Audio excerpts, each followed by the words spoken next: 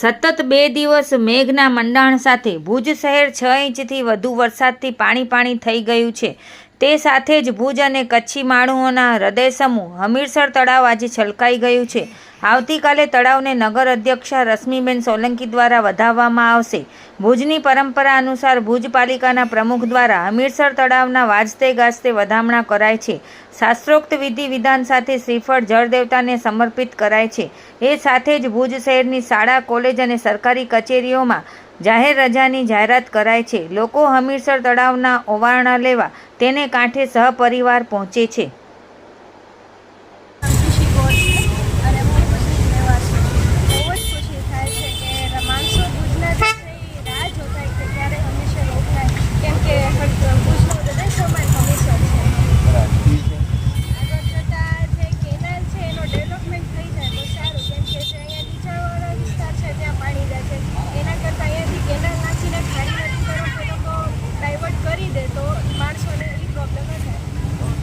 હું ભુજનો રહેવાસી છું. આજે ખૂબ જ આનંદ થાય છે જ્યારે ભુજનો હૃદય સમાન હમીરસર તળાવ ઓગનાઈ ગયો છે ત્યારે ખૂબ જ મોટી સંખ્યામાં માણસો જોવા મળે છે.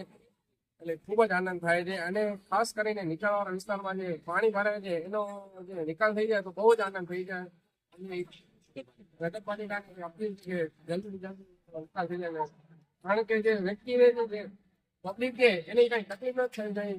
ભુજ માટે જે થાય છે એ થોડો ઘણો નાના એરિયામાં જે રહે છે ભુજની કઈ તકલીફ ન થઈ શકે એના માટે એ થઈ જાય એનો સોલ્યુશન તો વાંધો ના આવે.